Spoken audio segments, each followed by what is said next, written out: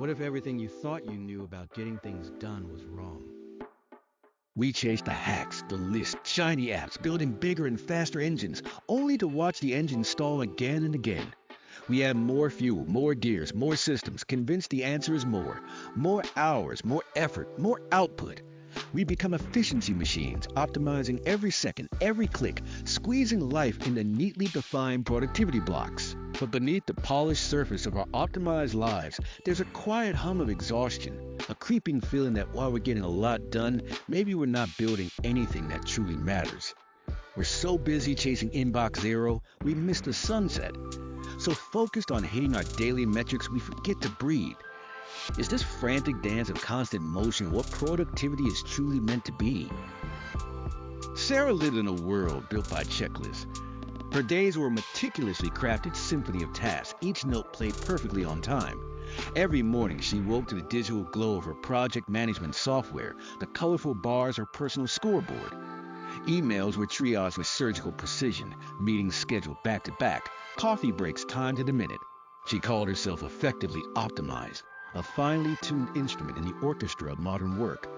Her colleagues admired her focus, her relentless energy. Her boss praised her output.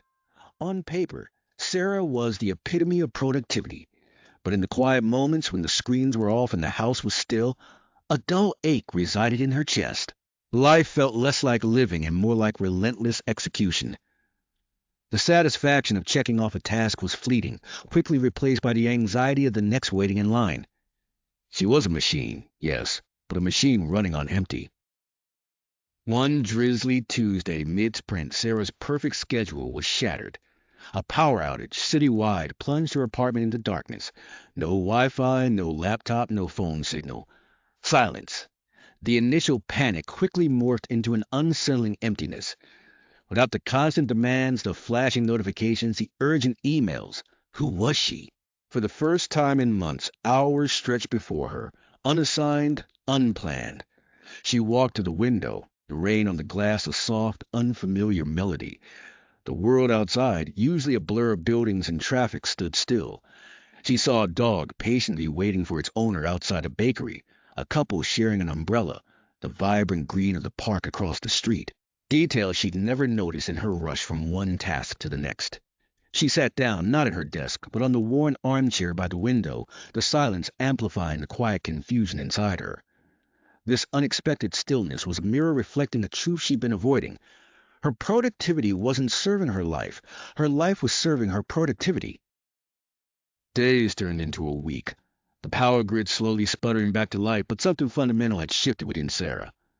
She opened her laptop, the familiar glow overwhelming. Her project management software, a dense forest of uncompleted tasks. Instead of the usual surge of urgency, she felt nothing. Or rather, a gentle resistance.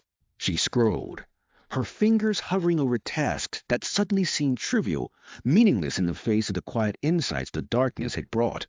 She saw the relentless pursuit of efficiency not as freedom, but as a cage. The more productive she was, the more tasks appeared, an ever-expanding universe of obligation. It wasn't about doing more things, she realized. It was about doing more of the right things. And how did she know which were the right things? Not by looking at her to-do list. The turning point wasn't a new productivity system, but a radical act of subtraction. Sarah began deleting. Not just tasks, but entire projects, commitments, mental clutter. She said no to meetings that felt like time sinks, delegated tasks that others could handle, and most shockingly to her former self, she blocked out entire afternoons for nothing in particular. She went for walks without tracking her steps, read books without highlighting key takeaways, talked to her neighbor just because. It was terrifying and liberating. Her output, by traditional metrics, initially dipped.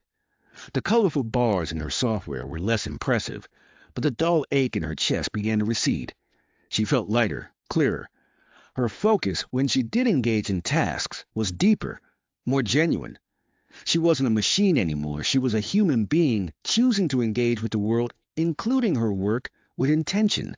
Productivity wasn't about maximizing output, she finally understood. It was about maximizing meaning.